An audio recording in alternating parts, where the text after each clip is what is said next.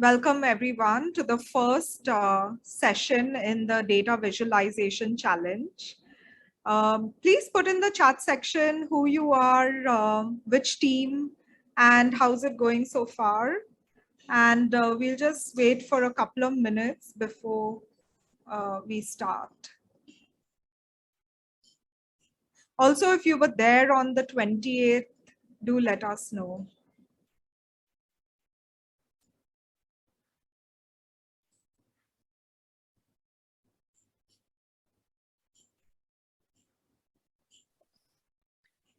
Hey, can I ask a question in the meantime? Yeah, sure. I was wondering how interactive it has to be because I'm in a public space, so I don't know. I couldn't find a silent room. So yeah, I was just wondering because maybe it can get noisy in between as well. Thanks for asking that question, Tessa. So for the first hour, I will do the presentation and maybe take questions at the end. And then the next hour will be a working session in your teams. And so maybe in 1 hour, if you can find a quiet space, because then otherwise it'll be difficult for you to work on in your team.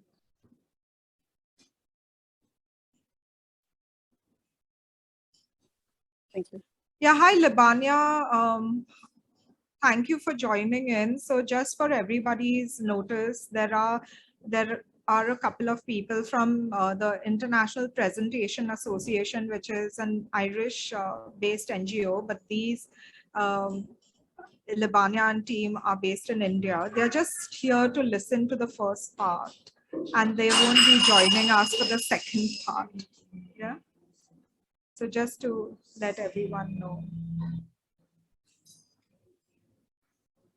So should we start verbally because we're still waiting. Yes, we can start. Okay, great.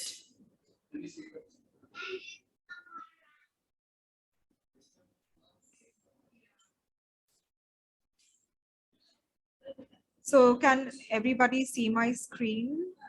Yes, visible.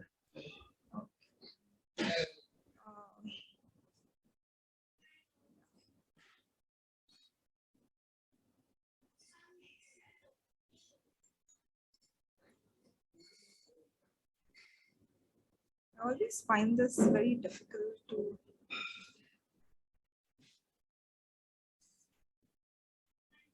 Okay, so hi, my name is Elsa Marie De Silva, and today I'm going to be talking about, Safe City, how we use crowdsourced data, and why is it important, okay?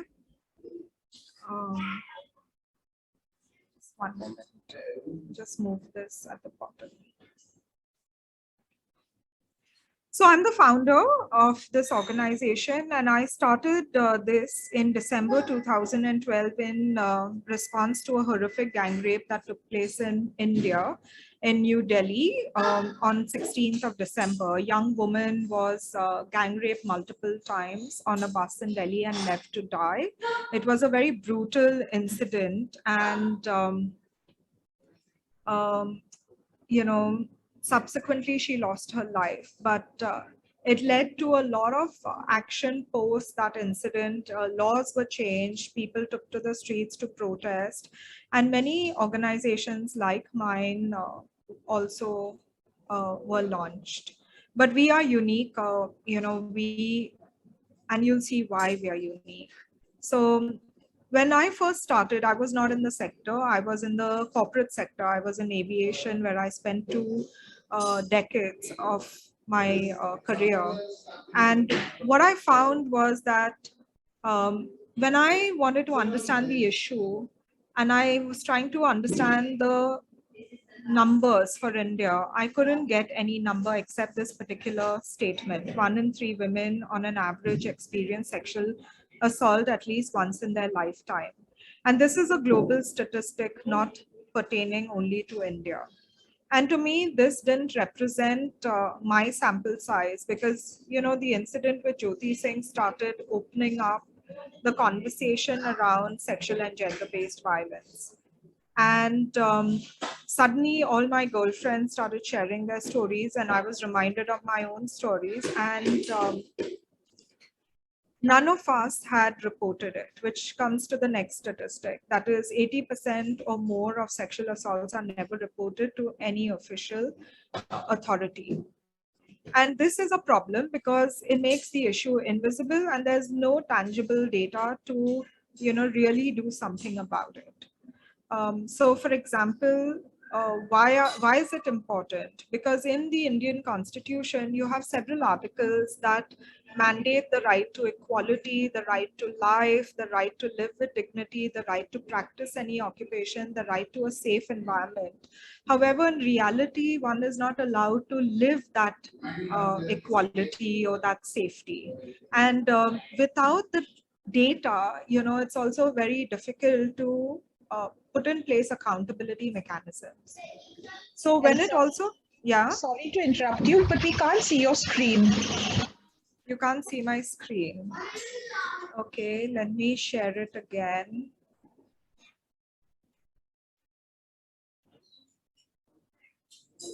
So can you see it now? Yes, it's visible.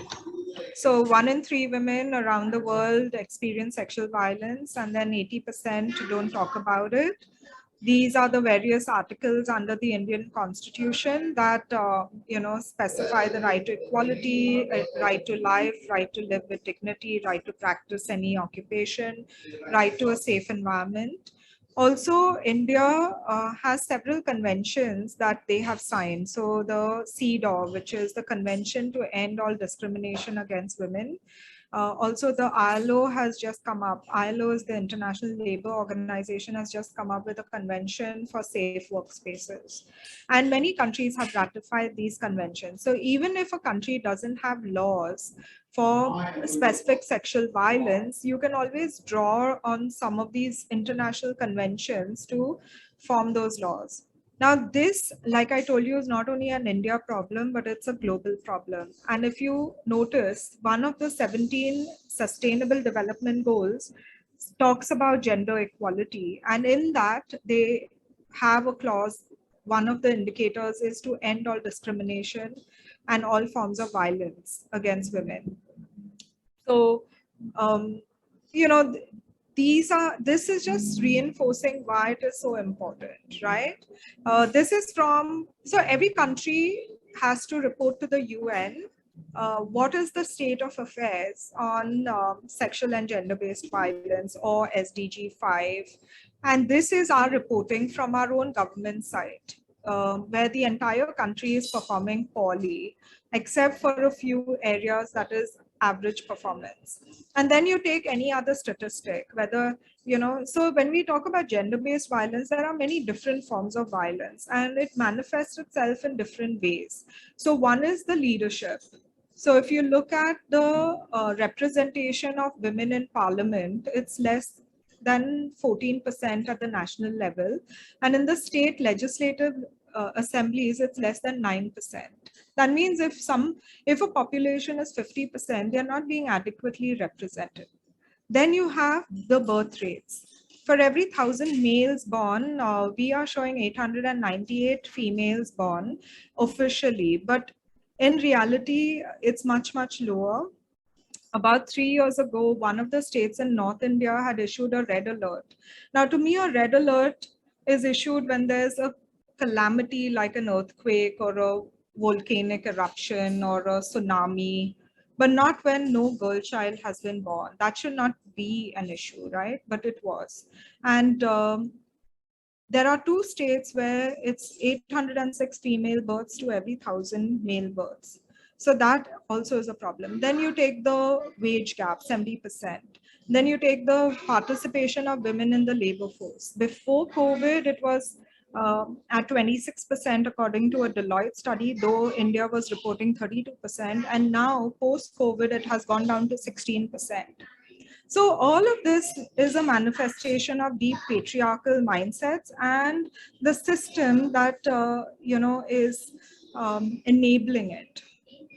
And it translates into all these areas where you have harmful gender stereotypes and then invisibility of women in all these areas, right? And how does it translate into indices? So India stands 131 out of 153 countries on the Georgetown Institute for Women, Peace and Security Index. 108 out of 144 countries for the World Economic Forum Gender Gap Index.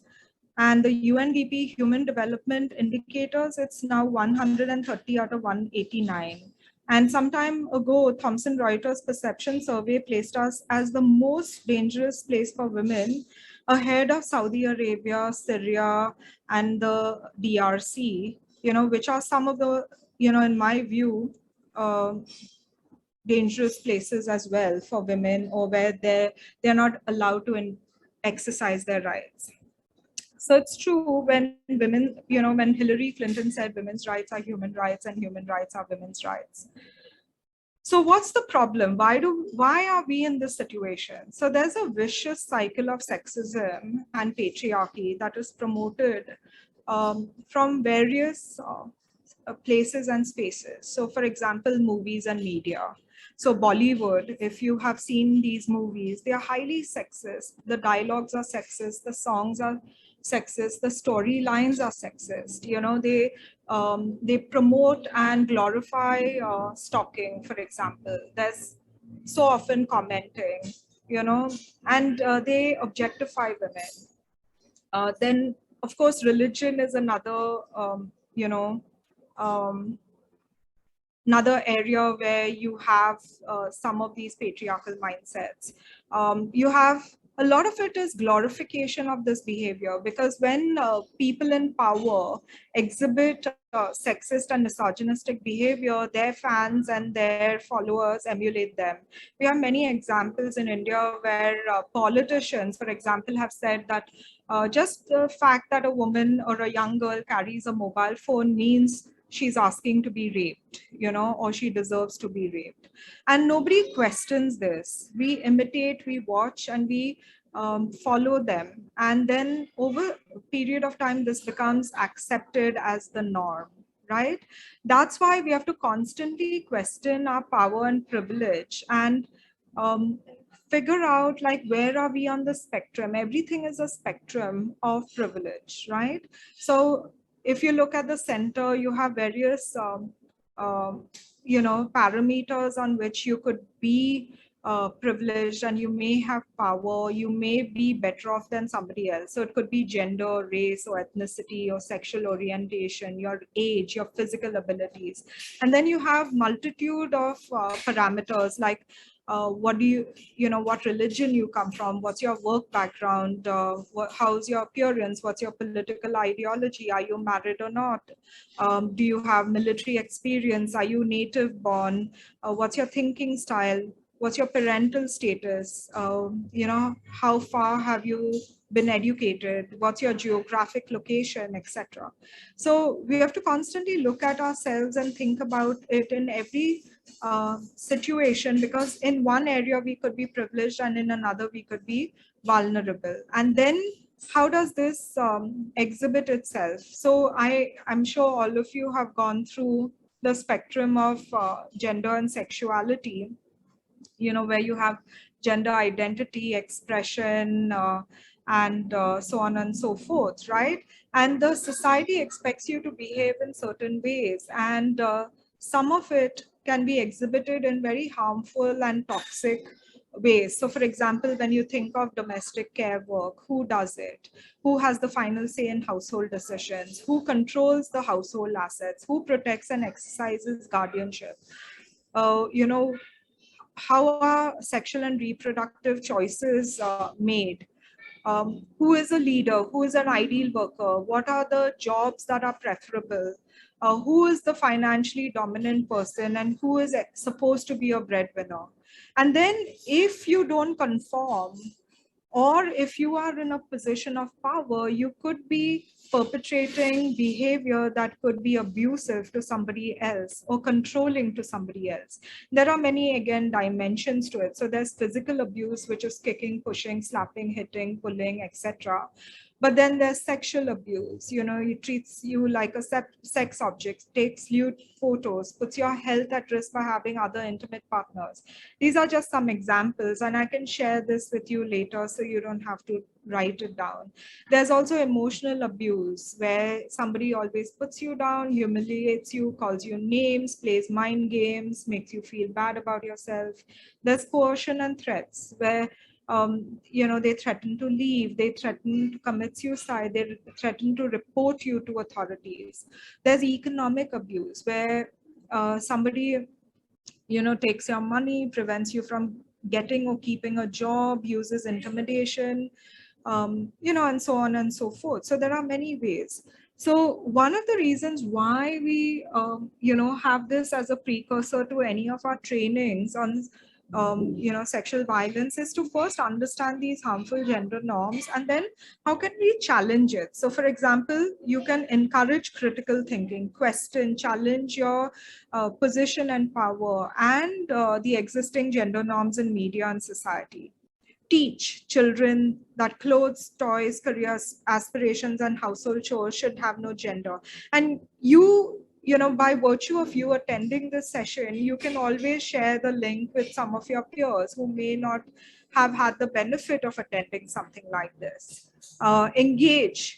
Engage with men as allies. And why men over here? Because most often, you know, they're silent bystanders. Men are there in most spaces of privilege and power, and they don't often know how to intervene, how to, you know, be an ally. So we need to train them or teach them how to be that. Challenge the idea of normal and celebrate differences. And I think that challenge the idea of normal, Harish spoke about it very well on the 28th of Jan. So if you weren't there, please watch the video and you know, go through that. So when we talk about sexual violence, it's a spectrum of abuse, non-verbal at one end, staring, ogling, taking pictures, indecent gestures, verbal, commenting, catcall, sexual invites, physical, touching, groping, stalking, sexual assault, and rape. And these are only some of it, because like I showed you earlier, there can be so many different forms of it, right? But the idea to put it on a spectrum and detail it is giving a vocabulary to somebody's experience, because often these kind of incidents are normalized over a period of time, and one thinks it's okay to accept it as part of our daily routine, whereas it can be extremely intimidating to many, debilitating to their mental health. People change their routine, their behavior, they stop engaging with others, they make themselves small, and so on and so forth, right? And this behavior begins by the perpetrator objectifying someone, degrading them, and then assaulting them. And in the process, the survivor, the victim's well-being is affected. And this leads to a culture of insecurity, because there's under communication, under enforcement of the law, and under respect. So what it means is the victims are forced to remain silent because they're afraid to speak up. In many cases, honor is linked to it, to these incidents. So you could be bringing dishonor to yourself and to your family. So many young women who experience it and who are of marriageable age, their families don't allow them to go to the police station and make the report, even if they wish to, because it might ruin their chances of finding a suitable partner. Perpetrators, on the other hand, get emboldened because they know that the law is totally ineffective if somebody doesn't report. What about bystanders? They don't intervene, and therefore the perpetrator also gets bolder over a period of time. Because nobody reports, the police are not obligated to investigate any of the crimes, and there's no statistics. So even if you know it's happening, there's no real data to tell you, okay, this is the actual problem. And even if you went to in our country, in India, for example, we don't have open crime data. And if you went to the National Crime Research Bureau site, you will find very high level data, not granular or hyper local like you would on the Safe City site. And you can't really do much about it, right? So this cycle needs to be broken. So what did we do? After the gang rape of Jyoti Singh, we decided that one area that we wanted to address was the lack of data and bridge that data gap by encouraging anonymous reporting of sexual and gender-based violence. This is then plotted as location-based trends, visualized, as you can see, as hotspots on a map. So what it means is that every story is pinned, and the more the number of stories, the bigger the bubble. So when you see 110, over here, the Delhi cantonment area, you can then further zoom in to see what's happening right at the street level. And the aim is to gather stories and incidents, publish that information in open source formats, study the patterns and trends by location and category, so that you can then use that data in many different ways, and I'll explain that. The design of the app is intentional. It's designed to protect the identity and privacy. We do not collect any personal data, no email, no social media handles, no IP addresses. So there's no way of tracing back that report to any single person. We've created an empathy layer. So if you've checked out the app, which is available on web and Android and iOS, you'll notice that the colors, the small nudges that you get, the way we've structured the language, and even the bar at the bottom. It's really simple. It's meant to be filled in within 5 minutes. So this is based on years of feedback from our other app earlier, saying that we felt very lonely in reporting. So we've tried to use the empathy layer, and Ritu David, our tech partner, couldn't make it today, but she will be there on the 11th, and she will do a session on how do you build empathy into your tech and even your data visualizations. At the end, we provide support through helplines and legal information. We are not trying to recreate systems. We are trying to be complementary to the existing systems and actually build trust in existing systems. So we nudge people. So if you, for example, pick stalking, at the end, you will get the Indian Penal Code for stalking. And we've tried to map it similarly to other countries as well, where they have laws like that. We also have a search bar for the nearest police station, the nearest hospital. We have helplines, whatever is relevant to that city or that country. And some of the planned upgrades are a chatbot and positive actions to be plotted on the map as well. So it's not only about showing the problem, but also showing the solutions. So what are we collecting? We are collecting what happened to you. So it's a detailed text format where you can write your experience. And so this you can either fill in for somebody else or fill in for yourself. Some people write harass, some people write a whole essay. Both are important for us. The location is absolutely important, the date and time, because we've seen that if you have location, date, time, and the category of incident, you can really start to see trends and patterns. We are collecting age and gender for, for us to understand like who are the target groups. And if it is linked to, if there's an intersectionality to ethnicity, disability, and sexual orientation. We also have a secondary form where we are trying to gather more information on the causation and correlation. So, how many perpetrators were there? Did you know the perpetrator? How many bystanders were there? What did they do? And more on the location so that we can start to understand the data. So one of the ways the crowdsourced data is useful is for individuals. So how many of you use peer review apps like TripAdvisor or Yelp when you are planning a holiday or picking a restaurant? If you think about it, we use peer reviews for several things. We use Goodreads for books and movies. We don't waste our time reading a bad book or watching a terrible movie. We depend on peer reviews. But when it comes to safety, we hardly talk about these incidents. So how are we going to collect information that can be useful to us to make better choices? So for example, I come from the aviation industry and I was a safety instructor teaching pilots and cabin crew safety and emergency procedures. And if you've taken a flight, you would know that the demo that is done at the start of every flight is a safety demo, not for the crew, but for you to evacuate that aircraft in less than 90 seconds. So every aircraft is designed with the right number of exits and mandatory number of crew to get all the passengers out within 90 seconds. And that is only possible if you are prepared situationally, if you're situationally aware. And so you react faster in a crisis. So when faced with a threatening situation, which sexual and gender-based violence is, people react in three ways. You either freeze, you flee, or you fight back. Most often, we freeze in these situations, and then we think it's not an appropriate response and beat ourselves up emotionally. But actually, it's a very natural response. Now, if you want to react differently, you need to be situationally aware and prepared so that your reflexes can choose from a variety of options. And for that, you need this data to be aware.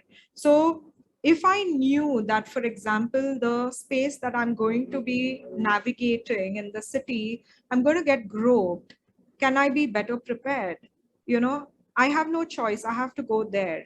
But can I be better prepared? And if you're alert, often the perpetrator may not pick you, because that's, again, they prey on the more vulnerable, the ones that can be taken by surprise.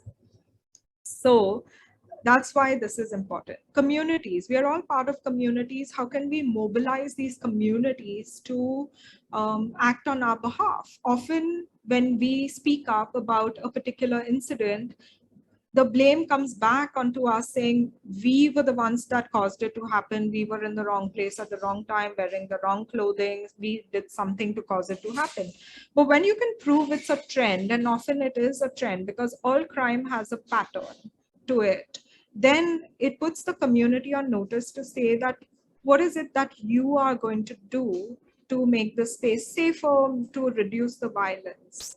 And then institutions, how can we make the system work better? And with this data, armed with this data, you can work with the police, civic authorities, transport officials, campus authorities. NGOs have used it in their localities. You can, there are groups that are using the data to push for better legislation. You can ask for more resources, because under budgets for women's safety, in many places, we don't have control on how those budgets are spent, but we could lobby for it, right? So you can have more control.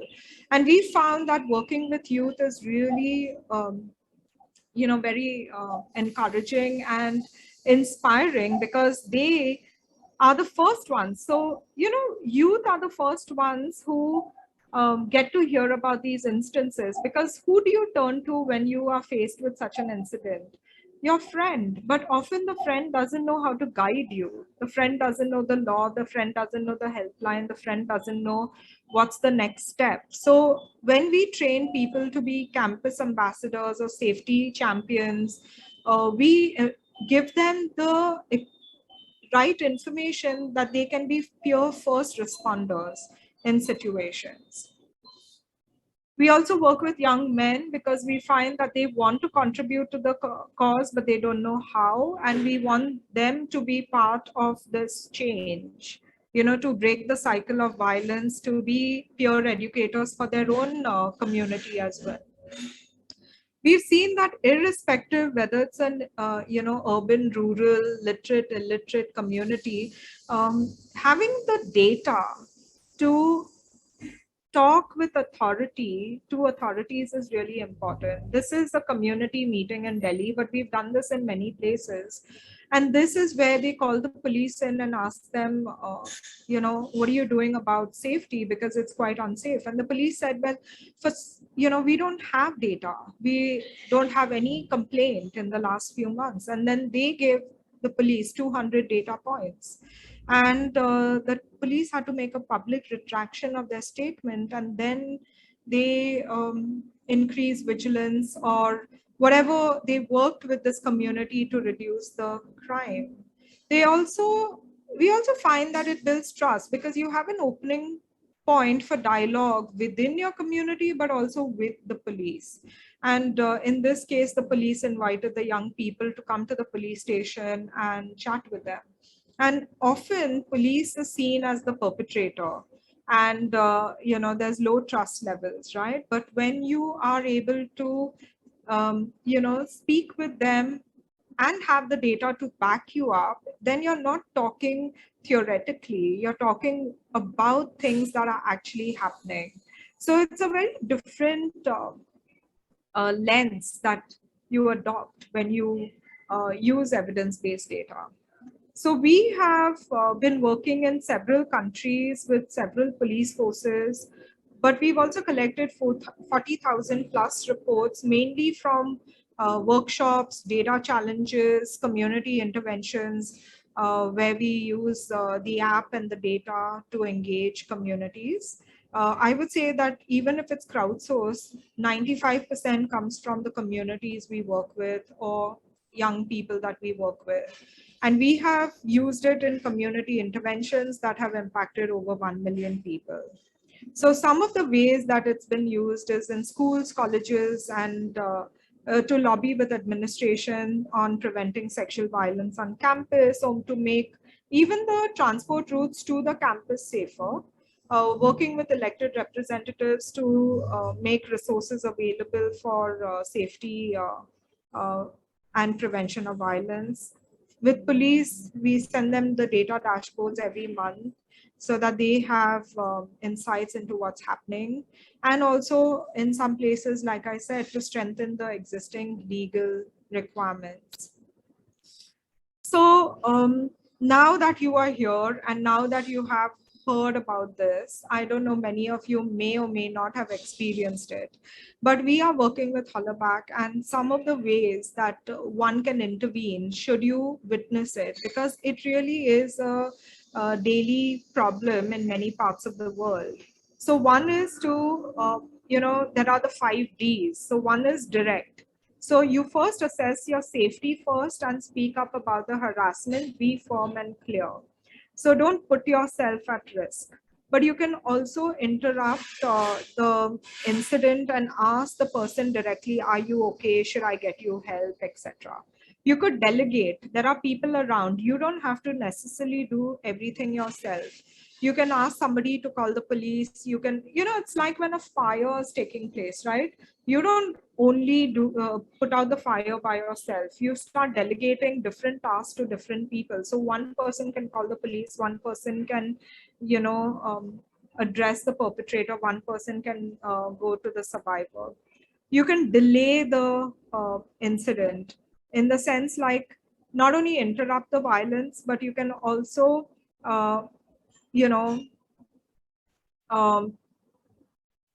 offer solidarity and support to the survivor. So things like, can I sit with you? Can I just, walk you home? Can I come to the police station, for example, with you?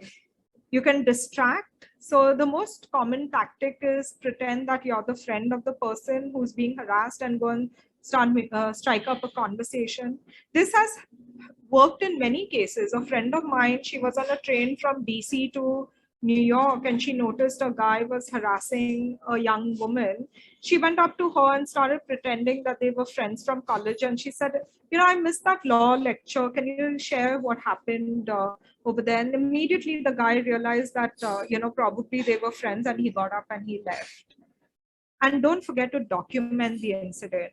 what happened, what was the time, who said what, who did what, how many people were there, what was the sequence of events, because this is very important if a complaint is being made. And this is it. I'm going to stop here and, see if there are any questions in the chat. Okay, so that is an overview of Safe City. What we will do is we are going to give you the entire data set for you to have a look at. We will also share the data dashboards that our team prepares for wherever we have a key data set. We have, at last count, there were 50 cities in India that had more than 100 reports, but we have all the major cities, we have the data dashboards for them.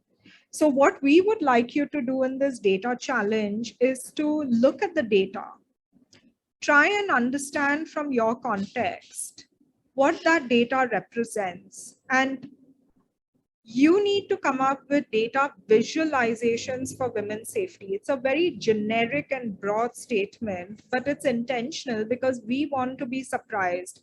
We want you to think about, okay, if you were to convince somebody, it could be either to speak up and break the silence. It could be to, learn more, to go and file an official complaint. It could be for the bystanders. It could be for the legal system, so it can be who is your messaging targeted towards is something that you'll need to define, right? And later Vaibhavi will be sharing with you 3 more formats which you can use in your deliberation. So one is to think about who's the survivor, who's the perpetrator, and start thinking about how are they thinking, what enables this incident to happen, what do they gain by it, and let's start getting into the shoes of these people, getting into the feel of these incidents. We also would like you to share if you've had any incident, but don't take any extreme one. Just take something that is normal. You were like, for example, because it's very hard to talk about it. It's easy for me because, we work specifically on this topic and we are talking about it day in and day out. But you could take an example of somebody walking down the street and constantly being commented upon, or the stalking, or it could be online harassment. So how are you going to come up with data visualizations, and what kind of visualization do you want at the end of this challenge to speak to people? So this is what you want to keep in mind. But I'm going to stop here and I'm going to take questions. You can just raise your hand or put it in the chat.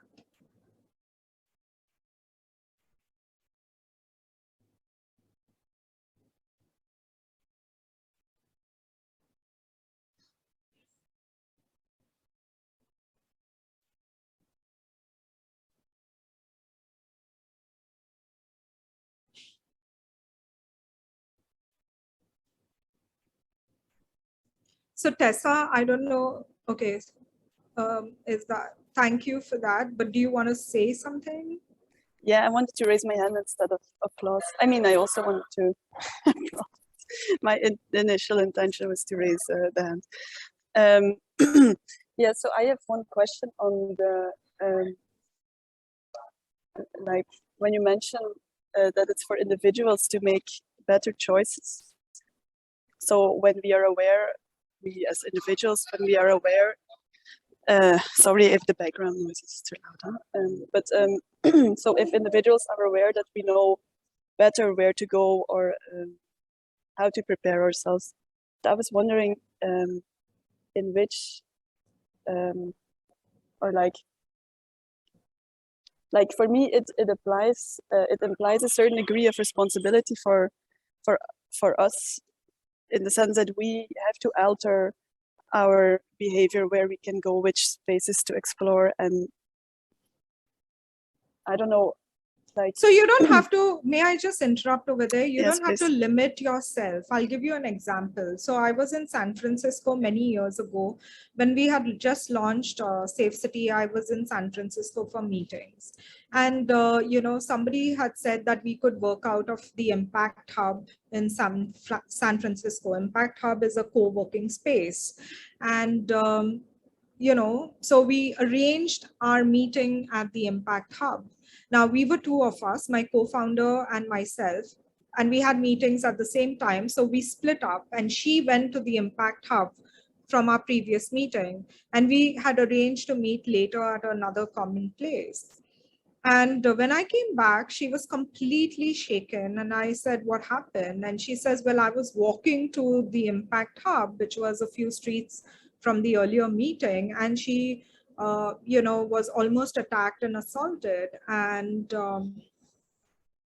so she was, quite disturbed, and she actually canceled the meeting and relocated herself, got out of there in a hurry. Later, when we were talking to people, they said, oh, that part of San Francisco is quite dangerous. Nobody walks over there.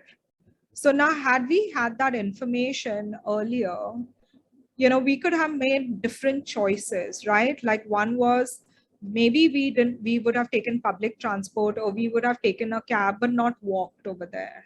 Okay. We may have chosen not to have the meeting. Again, you may say that it is, limiting yourself, but it's being aware of it and then making your choices rather than being taken by surprise. So the other one is, so this is one option, right? And we are not saying stop there. We are saying also work with the authorities to say and demand, okay, why is this place unsafe? And why is it that one can't walk in this area? Until they fix it, at least you have other strategies in your toolkit to use rather than being caught unawares. Take, for example, the Delhi Metro. There is a place called Nehru Place, which is a hub. And there are a lot of reports of groping and stalking and touching and all over there. But the very next station next to it, I think it's called Kailash Colony, there's absolutely no reports. So if you are the first time going to Delhi, would you put yourself at risk knowing that there were so many people who experienced this at Nehru Place? Or would you want to get off at Kailash Colony and maybe it's a longer walk? And so it's very interesting. I'm a solo traveler. And again, when we were in San Francisco, I was looking at Airbnb. And at that time, and I'm talking about 10 years ago, it wasn't that common, it was still new. But I like to read the comments. And as a woman traveler, I find women also put tips over there. So there was this place that I really liked. And the person wrote there, if you choose this place, it's a really nice place. It's a nice place, but the subway next to it, I wouldn't recommend using it after 7 p.m. or 9 p.m. or whatever. You would be better off getting off at the previous subway. It's a longer walk, but it's a nicer walk. So if I'm unfamiliar in that space, and if, one is I can knowingly go to that subway and then be prepared for what's awaiting me, or I can be a little less stressed and take the other subway. So this is information that you can use. It's not to curtail your behavior, but to walk with confidence, to make your choices. And ultimately, it's your choice what you choose to do in that situation. And at the same time, like I said, work with your community to fix the problem. Thank you. So Diana asks, is this challenge intended to prototype any solution application to avoid harassment towards women? You can choose that as your statement. Whatever your visualizations you ultimately submit, we would want a short explanation why you chose it and who is your target audience, so that we understand who is it meant for? And all those instructions Webubi will be giving you. I saw Libania's hand up. Libania, do you want to share?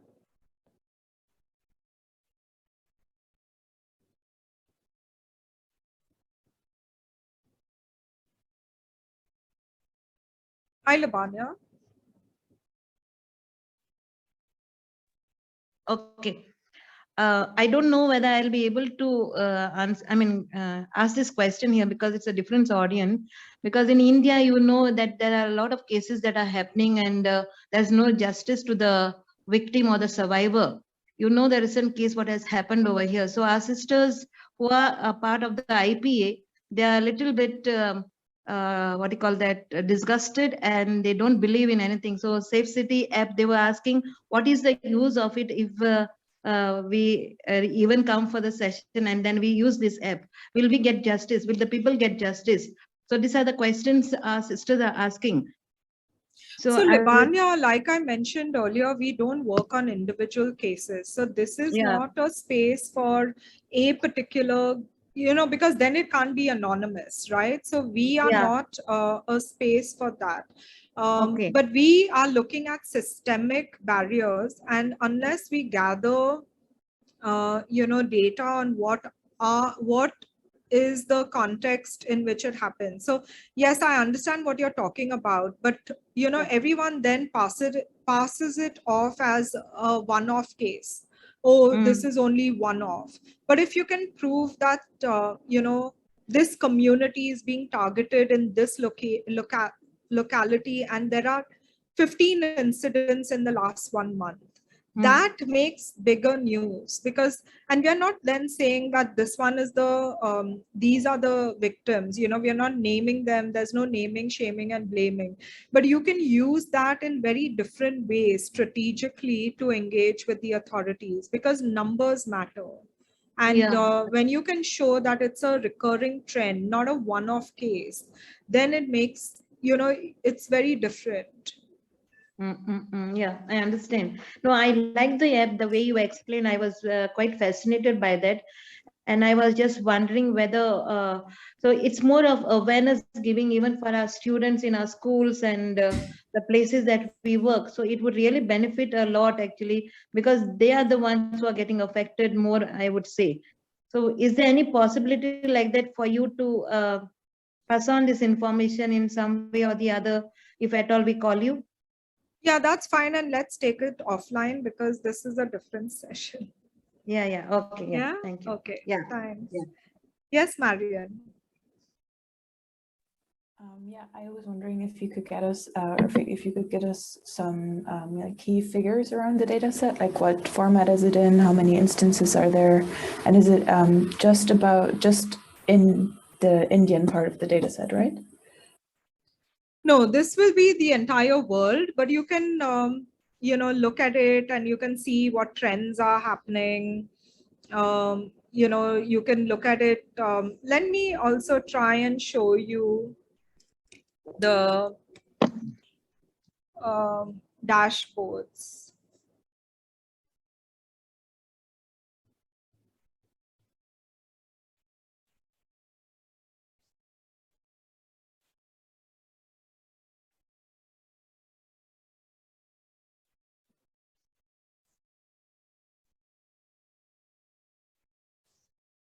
And you don't have to be limited to our data set. Our data set is for you to look at and get some ideas.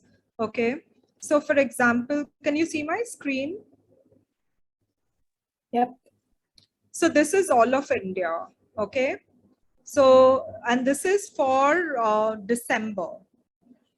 So New Delhi had the highest, followed by Mumbai, Delhi, New Delhi and Delhi, because sometimes people just put, certain cities. What is the highest? Commenting, sexual invites, followed by touching, groping, followed by ogling, stalking, chain snatching and robbery. This comes up very often. That's why we have a category for it. Taking photos without permission, physical assault, etc. So that's what it looks like. Then in December, we had 2,377 for India. And we had the highest, which was 801, touching and groping, followed by ogling. Okay. And where these were the areas. Okay.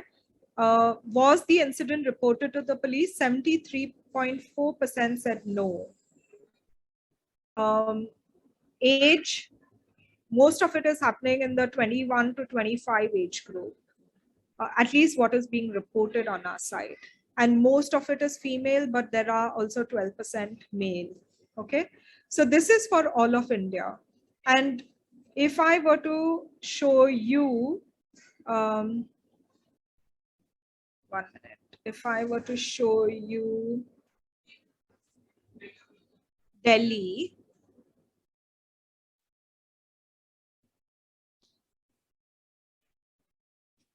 so Delhi, you will get, in all, there's 7,000 reports. These are the highest places. Commenting, sexual invites is the highest. This is the time of day. So where is the peak? In the afternoon. So a lot of people find this to be, shocking. Why is the peak in the afternoon and not in the night? Because in India, most of the time the women are out is in the daytime, not in the night, So you can then analyze. Then in December, there were 224 reports. Highest was touching and groping, followed by ogling. And where these are the suburbs, again, how many reported through the police, how many male, female, you can see what's the age group being reported, etc. But we will give you the Excel sheet, and you have the quantitative, the qualitative data. You can look at it. You can come up with visualizations. You can try and understand people's experiences. You can try and come up with messaging later. But, I think we'll go step by step, right? Because Eleni is going to do the session on Friday on visualizations as well. And on the 11th, we are going to come up, there's another person coming who's the workplace doodler, and she's done many different forms of visualizations of messages. And we want you to be creative, innovative, and think about who is the messaging for and what is the message you want to give based on some of this data. All right, thank you. So Bhavna says, I think I've answered Diana's, right? So Bhavna says, are we required to prepare a report or a dashboard as an outcome of the challenge? We've said compelling data visualizations for women's safety. And visualizations could be maps, could be charts, could be videos, could be anything. Do we have to create a pitch or just a report as our team submission? We don't want a report. We will give you the word count of what your idea is, who is it targeted to, and what's your aim in the message, and the rest is the visualization. How will we be assessed? We will share all the jury details with you.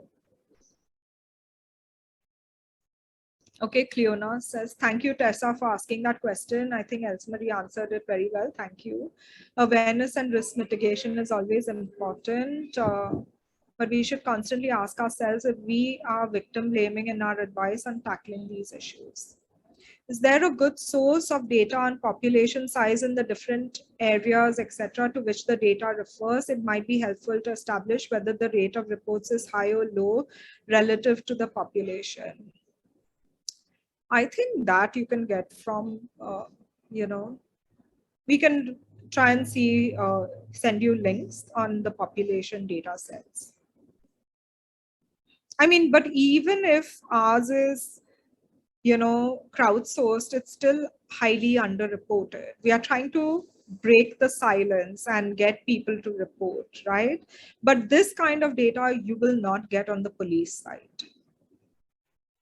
Is our targeted audience limited to India and Ireland or globally? I would say, Sahil, let's stick to India and Ireland. So with the data, and Ireland, we don't have any data. So we are hoping that the Irish students can also start, helping populate the map and get some data. But, if you have access to other data, you can use that. So with the data, what exactly will we be doing with it in this context? So Samantha, if you attended on the 28th of January, we had other nonprofits share how data visualizations can help them explain things to their community, help them lobby with authorities to make the changes happen, right? People if I send an Excel sheet, nobody is going to look at that Excel sheet. But if we put compelling, and I think somebody said it, it was Eleni or Despinia, I don't know, infographics, compelling infographics or compelling statistics, you know, in a form that is easy to understand, people react to them very quickly, you know. They don't want to be seen not doing anything. So yeah, so these visualizations will be used by us to educate our communities, will be used to, you know, in future sessions of our organization, but also shared with our partner NGOs on the ground.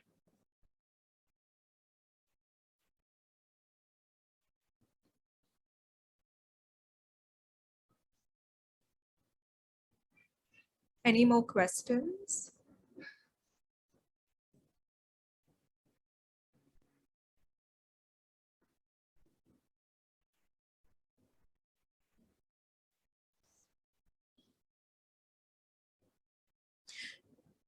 You know, one of the things that we do as well is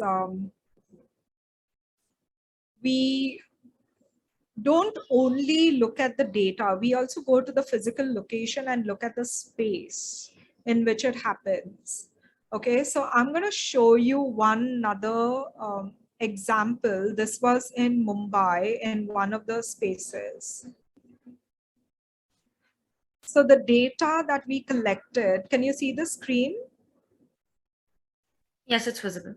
Yeah, so this was with some young girls in a community. We collected the data. And if you look from the top left-hand corner and go clockwise, the type of harassment, the highest number was passing comments, followed by ogling, then whistling, then stalking, then touching, and then winking.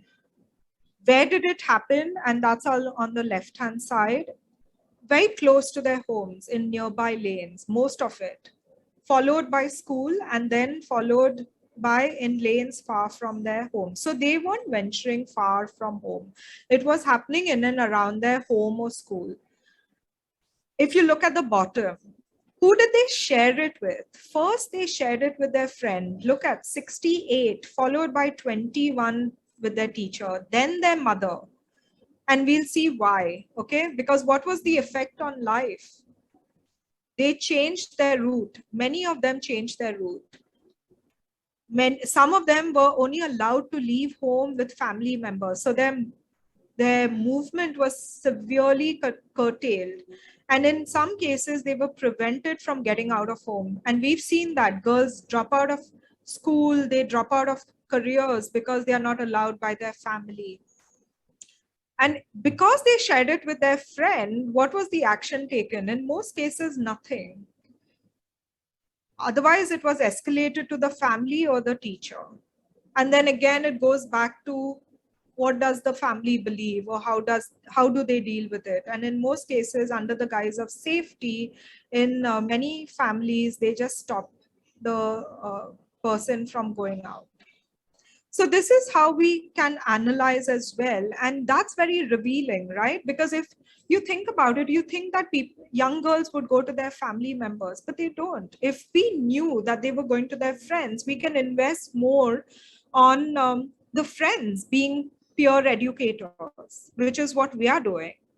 If we knew that a lot of these incidents are happening in broad daylight, then maybe we can think of different solutions rather than only thinking about lighting and CCTV cameras, etc. You know, so it's also understanding the context in which these things happen. If it's happening in and around your home, can you then get your neighbors to be the eyes and ears? And not being judgmental. So invest in education of your community, for example. So there are so many things that one can suggest as solutions if you only knew and understood what was happening.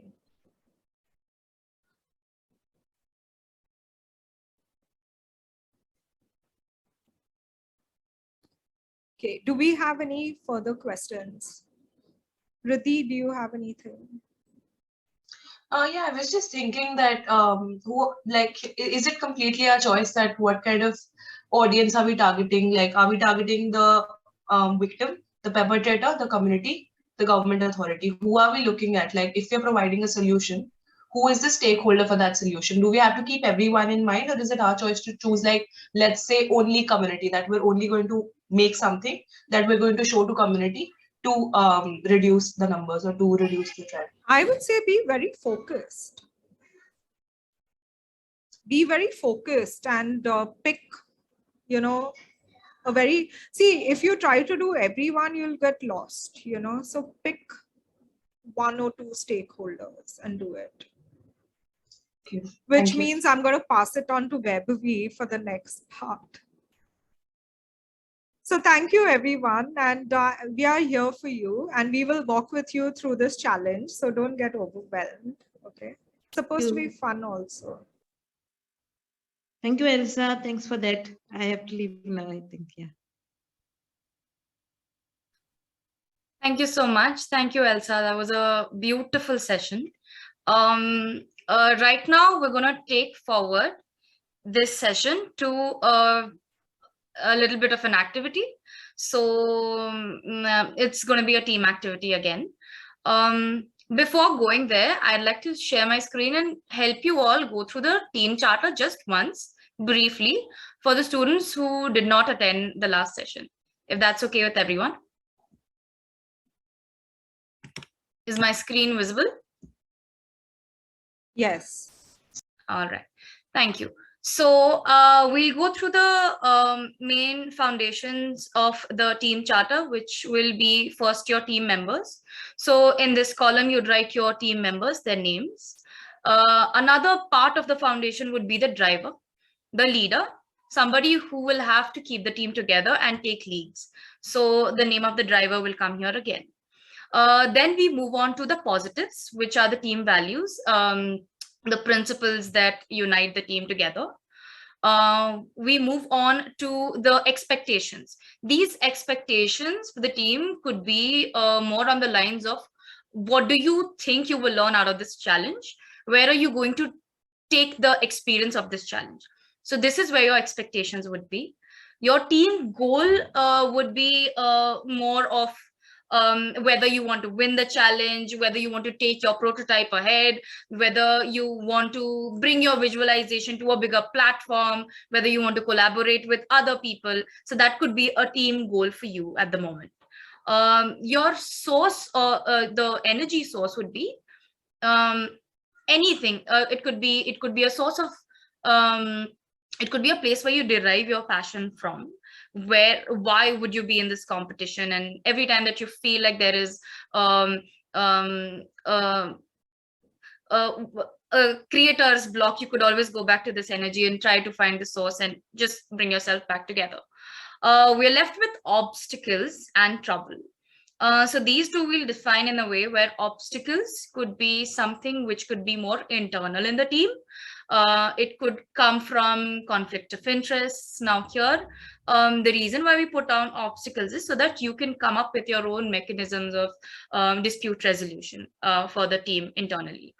Your troubles would be things that you expect would happen from the external part, which could be on the basis of scoring, on the basis of performance. So these could be your troubles and these could be your obstacles. So this is your basic overview of how the team charter looks. If you have any questions, just let me know. If not, we will move ahead.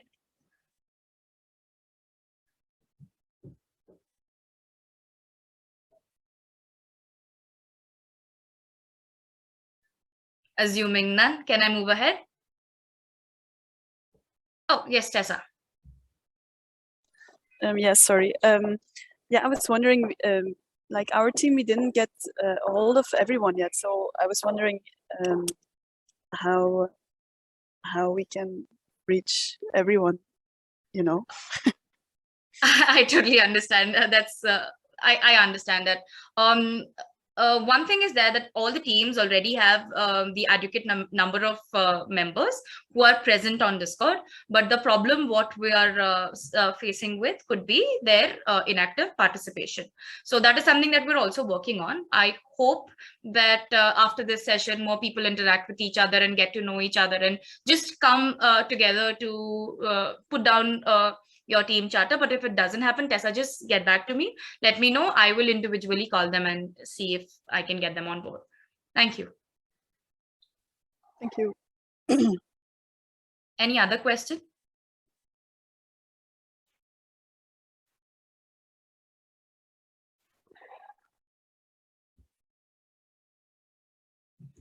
Okay, assuming none, we will go ahead. Before going ahead, because this is going to be about gender-based violence and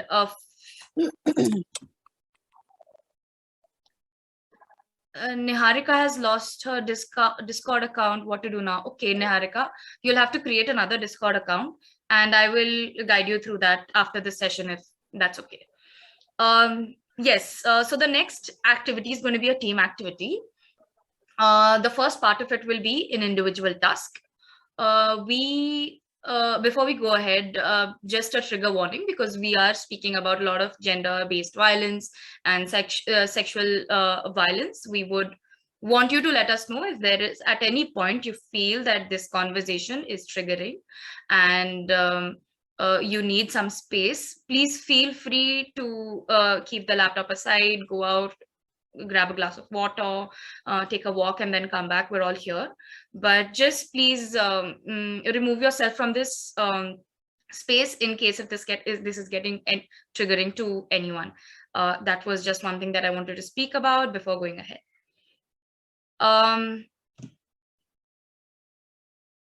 Before we move on to this, this is more of an individual activity, which Else also spoke about. Before moving into this, I wanted to speak about two things, which is where we derive a lot of our understanding on gender-based violence. Is there are really great two criminological theories. One is the opportunity theory, which speaks about how a motivated offender will always look for a suitable target in a place where there is lack of guardianship. There are three elements of crime that are already defined here. Another theory is something called as the routine activity theory, which suggests that crime of any kind happens in everyday activity, which means it's not something that is out of the world where the crime is happening. So it's in your everyday setting. So if crime is happening in your everyday setting and motivated offenders and suitable targets are all around you, this activity is a step into observing your potential perpetrators or your potential survivors from a lens which is closer to theirs.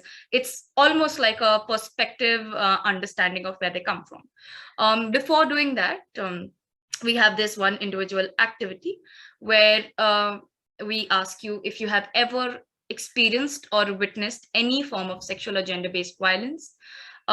Please think about it, write about it. You can draw a scenario, you can describe your emotions on how you felt, what happened, who were the people around you and how they reacted, what did you do.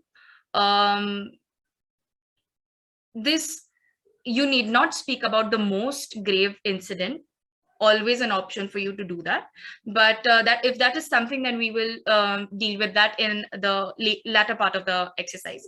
Which is why if there is any way in which you could sit down and just understand what were the contextual understanding of the sexual harassment, sexual gender-based violence that took place, or you experienced, or somebody you knew experienced, I will give you 5 minutes to just write it down. This is an individual activity.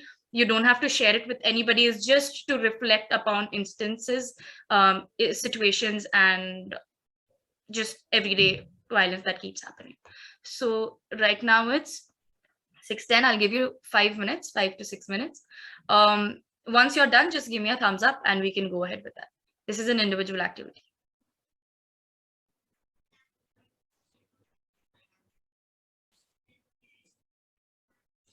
Arshita has a question in the chat. she joined late due to her internship and not very clear regarding the mechanism of this competition. Are we supposed to collect data, or will you be providing it and we have to come up with a solution? Yes. Hi, Arshita. Welcome. Two things. We are providing you with a data set, which is from SafeCity platform. But over and above that, with every challenge that we go ahead, there is an open option for students to go ahead and collect their own data.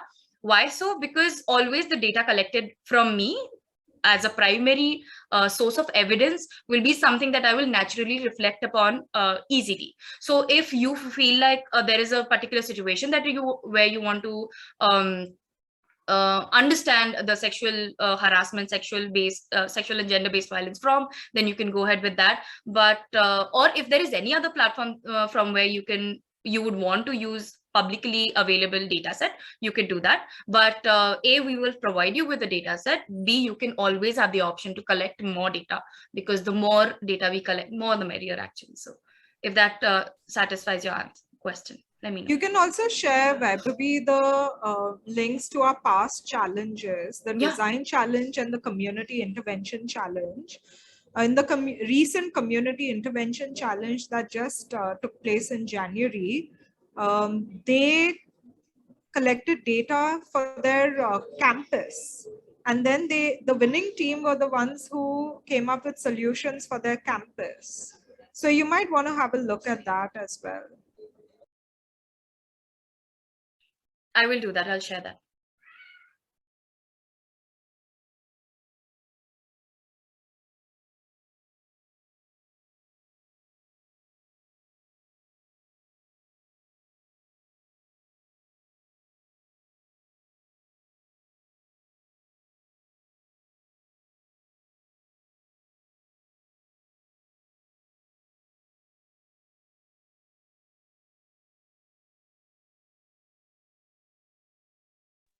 Hi, would this be a right time to ask a question? Yes, go ahead. Yeah, okay. So basically, I wanted to ask what I put it in the chat, that whether we would be provided with a data set or not.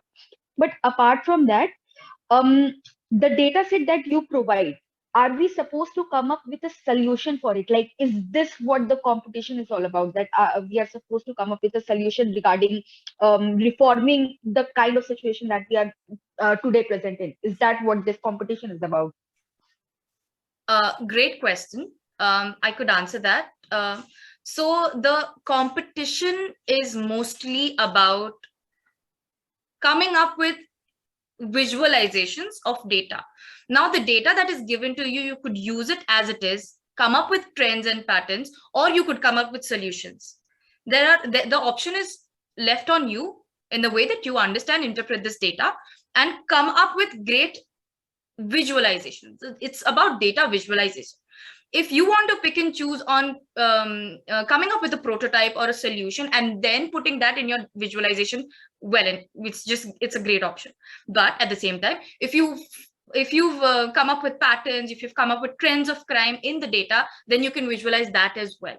The idea is to communicate the data to a broader audience. Now, you could simply communicate the data, or you could come up with solutions or your own understandings of how this data could be improved, or even the solutions as to why there is a gap, there is a loophole, and this is my solution as to how this loophole could be managed through the visualization. So the major objective is data visualization. And okay, then what great. you put, yeah. Yeah, please go ahead. Like I said, to summarize, the greater the objective, the deliverable is to come up with a data visualization. Now, what you visualize through the data is completely an option for you and your team to understand. Yeah. So with regards to the visualization part that you are talking about, I'm assuming that you believe that visualization is something that I interpret from the data itself. Let's say I understand a particular kind of trend that what your other co-host talked about, that the crime rates were lower in the night rather than compared to afternoon. So is this the kind of visualization that you're talking about, that we come up with new patterns of it, new trends of it, and then use it to further our studies. That entirely depends on you. So you will be given Arpita, raw data. Yeah, sorry. Yeah, Arpita, next masterclass is on data visualization. So Eleni will be, talking about the different ways that it can be visualized. And totally, it's up to you. If you want to pick that one insight, that the peak is during the day, and you want to build your communication around that, that's perfect. But then who are you targeting, and what is the purpose of that communication? Okay, great, understood. Thank you. Thank you, Arshada. Thank you, Elsa. If we have all, if you're all done with this exercise, can I move forward? Anybody just unmute Yeah, just go ahead. All right. So the next task will be a team task. Like we said before, our idea is to understand perpetrators, understand survivors. So here you have a persona of a survivor, all right? You may give them a name, a role. When you speak about a survivor, let's speak about a survivor through positive trends. What are the positive trends that the survivor would see today? The idea that conversation around gender-based violence or sexual violence is more fluid in today's world, especially with our generation, that could be a positive trend that a survivor would notice. What is a negative trend that a survivor would notice? A negative trend would still be a huge amount of societal taboo, a sense of disregard to survivors' experience. That could be a negative trend. What are the headaches that a survivor could face would be, say, for example, the survivor wants to file an FIR. The process of getting that FIR, the complaint written, the FIR, and the legal process in itself is such a lengthy process that could be a headache that a survivor would see. Then what are the fears of a survivor? One of the fears that actually Elsa also spoke about was a lot of women, especially in India, do not report when they're around the marriageable age, is because of the idea that nobody would want to marry a woman who has been through a sexual assault, sexual harassment. Another fear could be that if for school students, for example, if I report, my parents would not let me go out, or there'd be more restrictions on me. I wouldn't be able to complete my school. So these are the fears that a survivor could see. What are the opportunities still out there? Like we said, if headache is a lengthy process of filing an FIR, then an opportunity could be a platform like Safe City, where you can anonymously report, or any other platform for that matter, a conversation that could start. What are the hopes of a survivor? The hopes could be on the lines of how people should be more empathetic, how people around the survivor should understand their experience better. So this is your basic persona. And exactly what are the needs of the survivor? Exactly what is needed to the survivor: emotional support, mental support, physical health wise support, everything. So I want everyone, especially in teams, to go ahead with writing down the most detailed description of what a survivor's persona would look like. I suggest write everything without thinking twice, and then later maybe you could eliminate a few things. This is how the persona canvas of a survivor looks like, and the persona canvas of a perpetrator is exactly the same. Now, I believe that you would also understand the positive and the negative trends, and would come up with more ideas of what the headaches, fears, opportunities of a perpetrator would be. So if you have any question about this, ask away. If not, we'll go ahead with the breakout rooms.